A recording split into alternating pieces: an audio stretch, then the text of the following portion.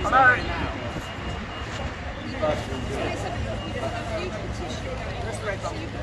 All right.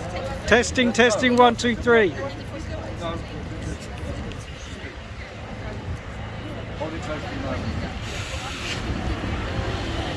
Hello, Ealing. Yes.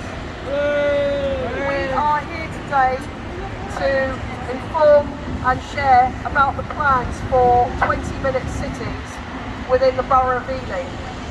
Now, the concept of the 20-minute city is rolling out in all boroughs of London. Certainly the plans are there. Maybe they're not in full implementation yet, and some boroughs are opposing. Ealing wants to go ahead and has not consulted properly with its residents. Shame! Shame! So, at very short notice, we've come together because we didn't even know that the briefings were happening until they were virtually done. This has not been properly publicised, and we have now created our own petition, and in less than a week we have over 3,000 signatures.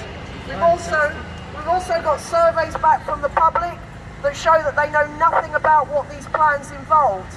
We've been to a council briefing to hear what the plans are, and they're still very, very inconclusive. There's nothing about funding. There's a risk to public green spaces of being sold off for private development. And the other matter is around low traffic neighbourhoods, which were overturned in Ealing in 2021. And yet, hidden deep in the plans, there is the intention to bring back low traffic neighbourhoods, which means barriers, fines, surveillance cameras. Residents will be paying for this, and you will not be able to move freely around Ealing anymore. In Oxford, this 20-minute city plan is already well underway and being implemented. The barriers are being put up, and in 2024 you will not be able to drive freely around Oxford anymore. You'll have to pay a fine for driving out of your zone, your 20-minute area, for anything more than 100 days of the year. This is actually happening. It's not science fiction. It's going on in Oxford. So have a look at the Oxford 20-minute city plans. It's also going on in other cities in the world, like Paris, like Melbourne, like in Israel, cities there. Scandinavia, it's going on everywhere.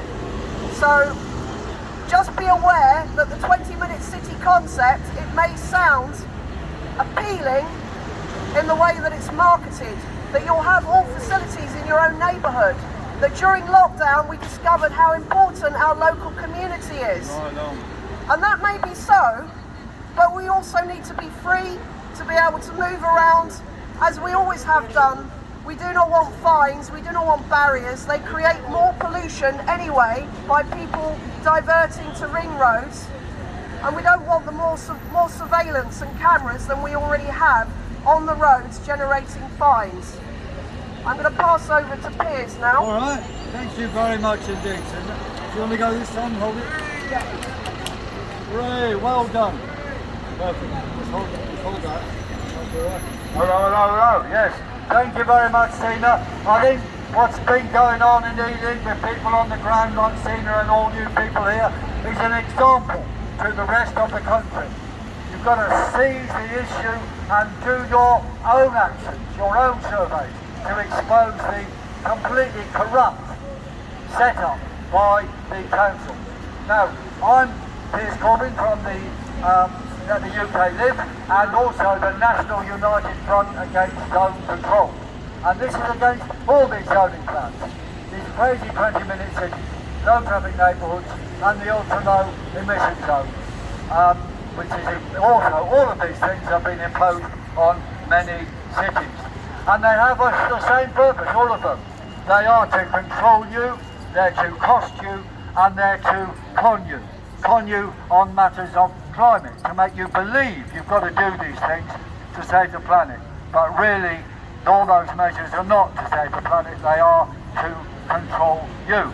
And we know directly the effect of all these three types of measures will be the destruction of small businesses and the replacement of them by mega corporations.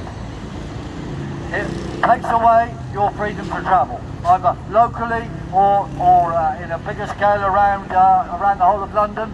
and then that means that families won't be able to travel anymore because they can't afford cars, they're forced to have electric vehicles. It's about taking away your freedom to travel, and that is especially important for families and small businesses. And the third thing they do is they increase pollution. All of these things involve people travelling greater distances.